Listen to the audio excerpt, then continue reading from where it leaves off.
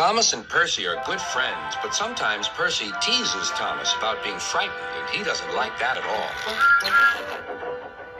One evening he was dozing happily, but Percy wanted to talk. "Wake up, Thomas. Are you dreaming about the time you thought I was a ghost?" "Certainly not. Anyway, I was only pretending to be scared. I knew it was you, really." Percy went on teasing him. "I hope the guard leaves the light on for you tonight." "Why?" asked Thomas. "I quite like the dark." "Oh, really?" exclaimed Percy. "I am surprised. I always thought you were afraid of the dark. I wonder why." Thomas decided to say nothing and went to sleep instead. Next day, Sir Topham Hatt came to see him. "I would like you to go to the harbor tonight. You have to collect something rather unusual." "What sort of something?" asked Thomas. "Wait and see," replied Sir Topham Hatt. Meanwhile, Percy was moving freight cars into a siding. Henry arrived with his goods train. The signalman changed the switches, and Percy waited on the siding until Henry had steamed by. Then there was trouble. "The switches are jammed," called the signalman. "I can't switch them back for Percy. The workmen will have to mend them in the morning. It's too late now." Said Percy's driver. "I'm sorry, Percy, but you'll have to stay here for the night." "Where are you going?" asked Percy. "Home for tea," replied the fireman. Percy was speechless. He watched as the other engines went home to the shed. Nighttime came, and Percy began to feel very lonely.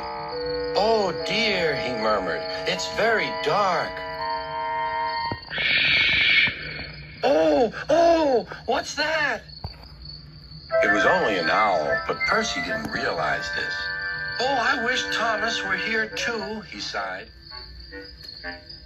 Thomas was waiting for his mysterious load at the harbor. Suddenly, there it was.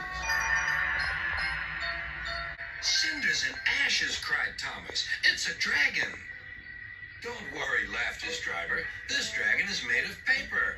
It's for the carnival tomorrow." Workmen lifted the dragon onto Thomas's low loader and put lights all around it for protection. Then Thomas set off into the misty night.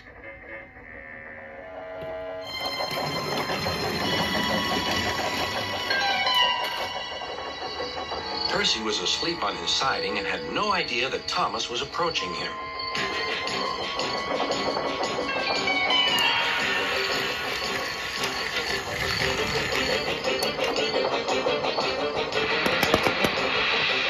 Percy woke up with a start. "Help!" cried Percy. "I'm not going to open my eyes until my driver comes."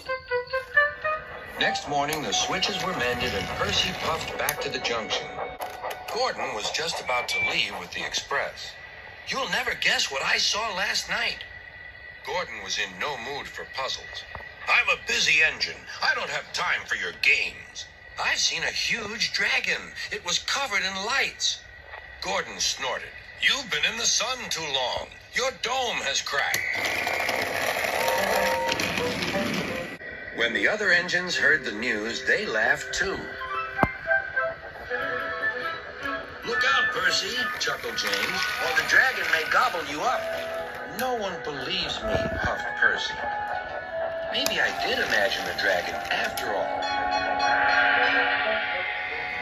But Percy soon found out that he hadn't. "Help! Save me!" cried Percy. "It's all right," whistled Thomas, and he explained about the carnival. "By the way, how was your night out?" Percy decided to tell Thomas the truth. "Well, Percy," said Thomas, "maybe we do get scared sometimes, but if we're not afraid to tell each other, then that means we're quite brave, too."